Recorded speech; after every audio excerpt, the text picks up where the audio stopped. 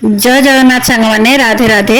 आज पवित्र बाहुड़ा यात्रार आपण माननकु अनेक अनेक शुभेच्छा और शुभकामना। आज आम बनैबा महाप्रभु श्री जगन्नाथंकर 56 भोगर गोटे भोग जोटा कि आमर मालपुआ। तो वीडियो को लास्ट पर्यंत देखंतु। जदि आपण माननकु भल लागे त लाइक शेयर सब्सक्राइब करबा को भूलिबेनी। तो चलंतु देरी न करके वीडियो स्टार्ट करबा।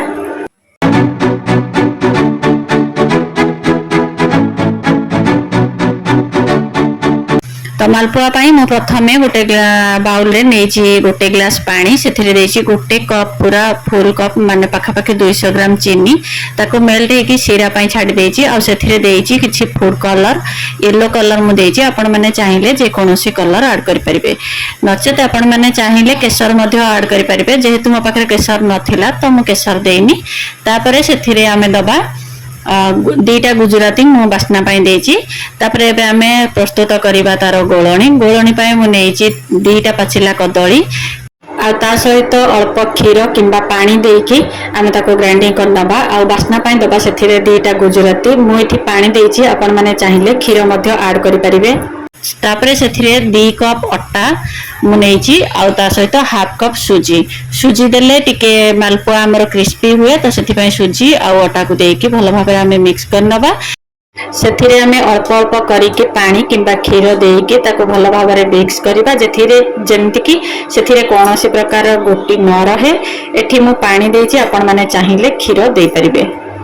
तापरे सेथिरे दबा कट्टा नडिया किंबा कोरा नडिया देकी ताको भलो भाबे गोळे नबा। सेथिरे स्वाद अनुसार दबा अल्प लूण आउ फुलिवा पाई दबा टिके खाइबा सोडा। तापरे सेथिरे आउ टिके भलो फ्लेवर आनिया पाई सेथिरे आमे किछि ऐड करिबा पान मधुरी आउ मालपुआ को टिके क्रिस्पी करिबा पाई सेथिरे आमे दबा आधा कप सुजी। मु एठी पतला माने सरू दाना सुजी नेछि। आपण माने मध्य बड़ दानार सुजी मध्य ऐड करि परिबे। ताकू 5 रु 10 मिनिट पाई आमे गोळणी करिकि रखि दबा। तापरे गोटे पैन रे नबा हमर तेल किंबा घियो गरम हैला परे सेथिरे आमे गोटे गोटे करिकि हमर मालपुआ सब को छाणी नबा। अल्प तेल नेबे, अधिक तेल नेले मालपुआ हमर उठी कि ऊपर को पळे आसीबो जोथरे कि भलो होबनी। तो 1 इंच डीप रहउतिबो तेल से अनुसार नेबे। तापरे गोटे गोटे करिकि आपण माने एम्ति मालपुआ बनै नेबे। आपण माने चाहिले छोट छोट मध्ये बनै परिबे। मु किछि बड़ बड़ बनैछि आ किछि छोट छोट मध्ये बनैछि। तो एम्ति मालपुआ करिकि आपण माने ठाकुरन को अर्पण करि परिबे, घरे मध्ये खाइ परिबे। आ जेहेतु सीरा रे मु टिके कलर ऐड करिथिली, देखंतु कलर केते माने गोल्डन हे के आसुची, बहुत सुंदर मध्ये देखा जीवो आखी को। आ खाइबा पाए मध्ये भलो लागि थाए। केसर ऐड कले बहुत स्वाद रे मध्ये परिवर्तन आसीबो, स्वाद मध्ये बहुत भलो आसीबो।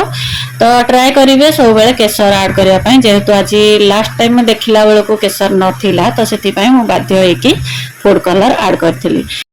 आउ आपण माने पूजा पर्व रे एमती मालपुआ बनांती कि नाही कमेंट रे जणेबे। आ जदी न बनांती ताले निश्चिंत भाव रे एमती मालपुआ बनै कि महाप्रभु जगन्नाथन को अर्पण करंतु, देखिबे बहुत खुशी लागिबो। आ महाप्रभु मध्ये ताको खुशी रे ग्रहण करिवे।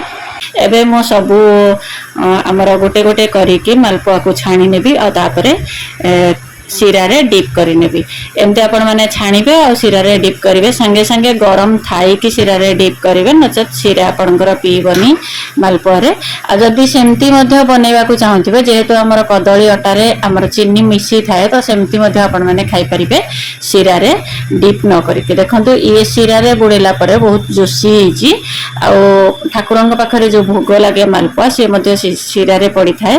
तो एबे हमर मालपुआ रेडी हो जायछि। मु सब प्लेट को ठाकुरंकर बाहर करिके मु एबे ठाकुरन को अर्पण करिबी, भोग लगेबी। आ आपण माने आज बाहुडा रे ठाकुरंक पई कोन भोग बनैथिले कमेंट करिवे। आ वीडियो भलो लागिथिले लाइक शेयर सब्सक्राइब करबा को भूलिबेनी। पुणी देखा हबो आ एक नवा ब्लॉग्स रे। से पर्यंत रहिली। जय जगन्नाथ, राधे राधे।